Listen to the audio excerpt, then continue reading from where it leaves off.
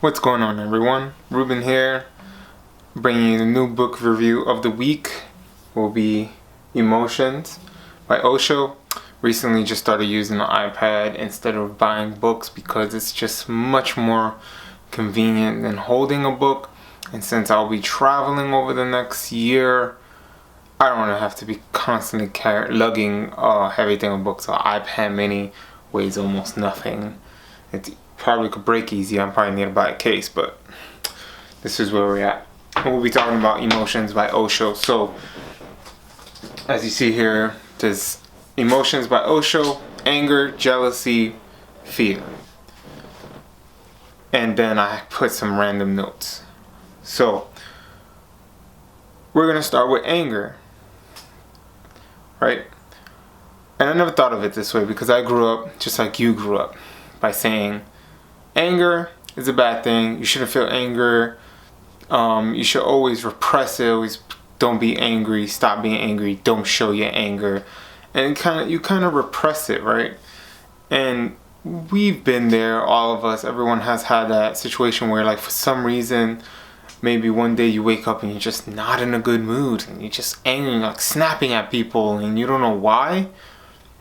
It's due to repressing all that anger. It has to come out. That energy has to come out some way. Whenever you feel sadness, that has to come out some way. Happiness has to come out. Like, all these emotions we feel here and in here all have to be pushed out, whether even sexual energy. Think about that. Like, if you're not having sex, you'll replace that and put your energy more into something else. There is actually practices for this in the Tao and Taoism. But from my notes here, you see that anger, basically don't judge. Like, don't judge people that get angry, and don't judge yourself when you're angry, and ask yourself why you're angry. I mean, ask yourself why you're angry. But just don't think like, why are you so angry? You're such an idiot. You shouldn't be angry at this. Obviously, there are some things you should find out about yourself if you're angry. Comes from the ego. Of course, anything usually bad comes from the ego.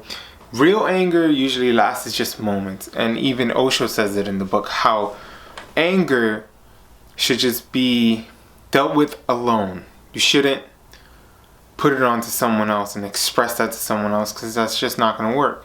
Express it with yourself.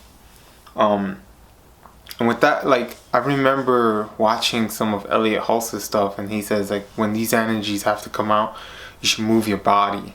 You know, jump up and down, scream if you have to. He even talks about beating on a pillow. It's like pillow meditation, when you just beat the crap out of a pillow, just like rage. Like, you know, we're considered animals to a certain extent. We are, and we have to get those animalistic like things out.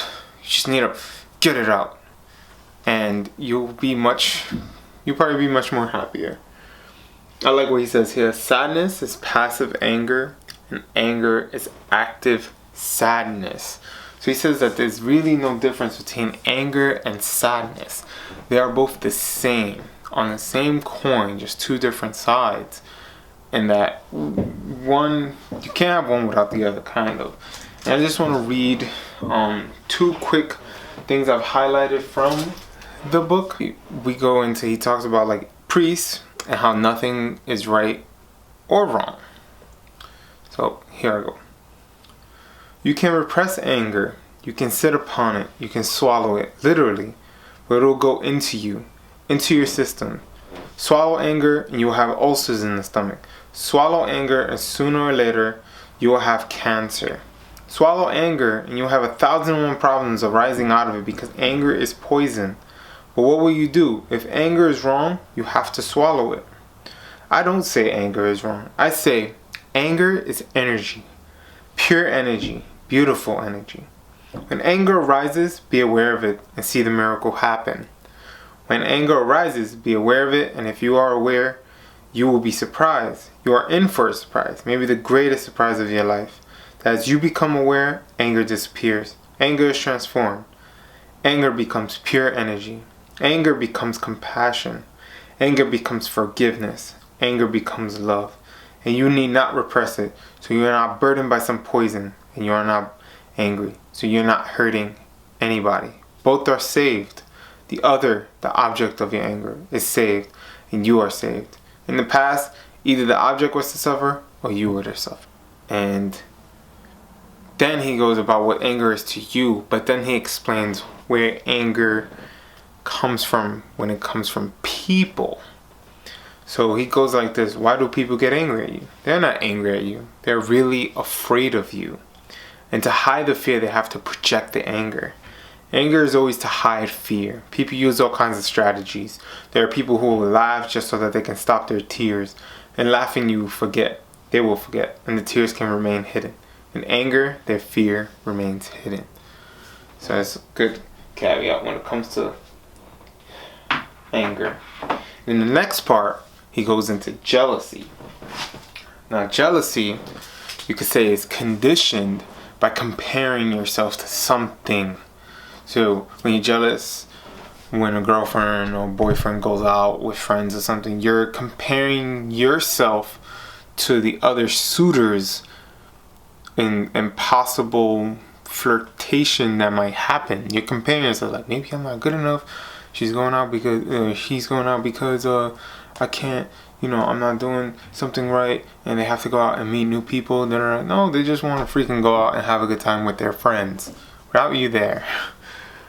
So I love it. And like I've always known, possession is the root of jealousy. Wanting to possess causes jealousy, because you want to possess that other person. You want to possess that car that rich person has. You want to possess the house that this person has. So you become jealous of them.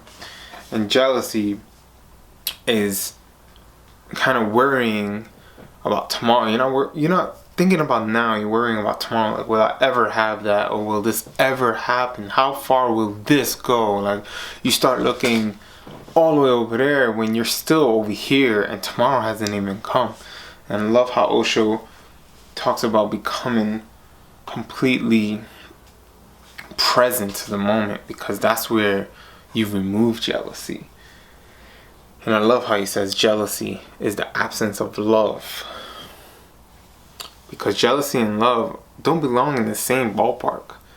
If you are jealous about your girlfriend doing this and you constantly become jealous of maybe she's talking to a guy friend or something, or vice versa, then that is not true love. You're not trusting, which is another main proponent of love, whether that's trusting in your significant other, trusting in your family, trusting in your friendship.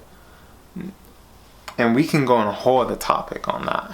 Not even the book. This could be just a completely different topic, how many levels of trust there are. But he has jealousy was such a great, I wish I could just read the whole thing to you guys, but that's pretty much what I've gathered the most from it. So remember, when you think about possessing something, that is where jealousy is coming from, the root of it. When you are comparing yourself to something, you are causing jealousy to come into your heart so you can feel it. So always be conscious of it and try to stay as present as possible. When you're jealous of something, think about what can happen tomorrow. Think about what's happening now. And that's where we're going to end jealousy and come in with fear. Because fear is two sides to the same coin. Fear can be a good thing, because obviously it's part of our evolution. It's completely natural. Fear was always there. How you think we survived so long, and how you think we evolved to what we are now? It's partially because of fear. And it is intelligent. But we fear all the wrong things, and that's what he talks about most. Fear, when he talks about fear of death, because almost everyone fears death to a certain extent. That is the point of either non-existing or just not being here in the world anymore, and not being here watching this. It's the fear of death. Now, we don't really fear death. We fear being unfulfilled in this life, and not. We all want to keep a legacy, something going. That's why we have children. Children is kind of like life's way of saying, like, hey, I got you, man. You pump out this seed here, And this has your blood. Your bloodline is still existing. So even if you die, part of you is still in the world. And that's what we fear most, actually, not death itself. I'm going to read something he says here. He says, all fears are a byproduct of identification. You have come alone in the world. You have been here yesterday also, without this woman perfectly well, without any knots in the stomach. And tomorrow, if a woman goes, what is the need of the knots? You know how to be without her, and you will be able to be without her. The fear that things may change tomorrow. Somebody may die. You may go bankrupt. Your job may be taken away. There are 1,001 things which may change. You are burdened with fears, and none of them are valid, because yesterday also you were full of these fears. Unnecessarily, things may have changed, but you are still alive. And man has an immense capacity to adjust himself in any situation. So we always fear the wrong things. And then we go to freeing love, which is something a lot of people are scared of. They're afraid to fall in love. They're afraid to get vulnerable and get into a relationship or express themselves fully. And where does this fear come from of love? Is because it's considered a small death. Like he says here, love requires that we should surrender, and we don't want to surrender at all. We would like the other to surrender. We would like the other to be a slave. But the same is the desire from the other side. Man wants the woman to be a slave, and of course the woman also wants the same. The same desire is there. Their methods of enslaving each other may be different, but the desire is the same. And that's fear. Like, we fear all the wrong things for the wrong reasons, and we have to really look into ourselves. Is what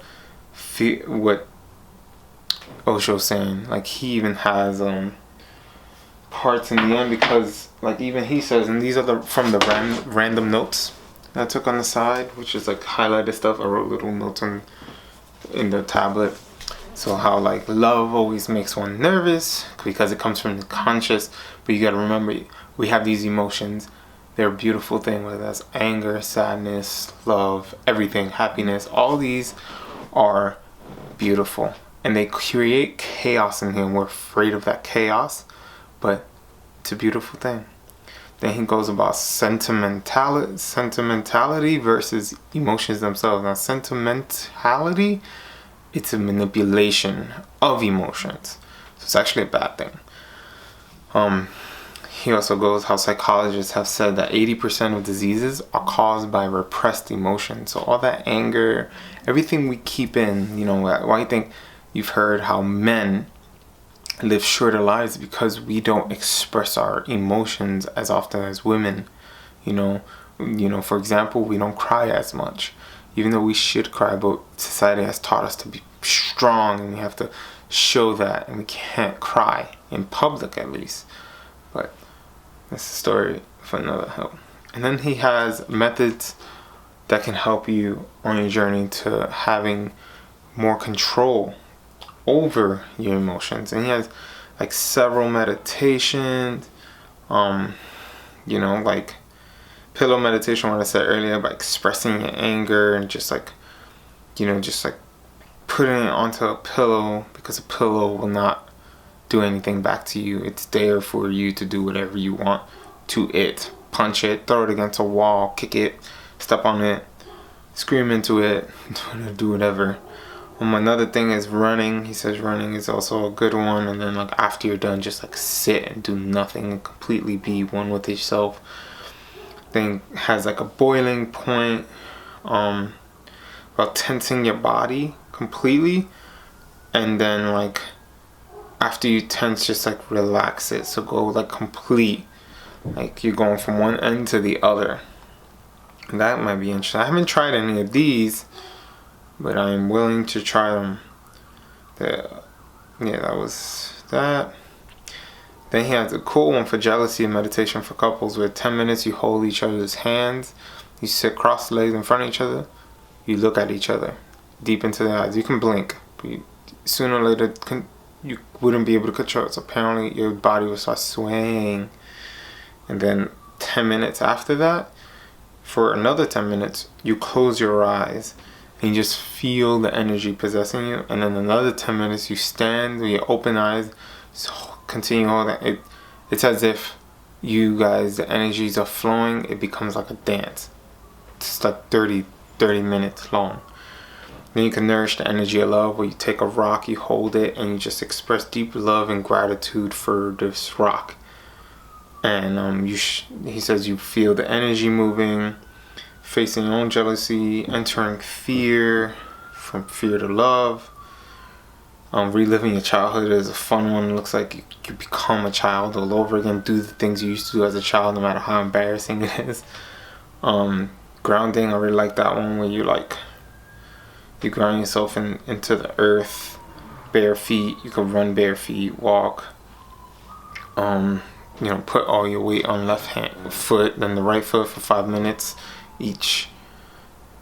Yeah, all that in here. It's a good short book, and it has like so much to do. But I'm gonna end it here before this video gets any longer. And you'll see relationship video coming tomorrow.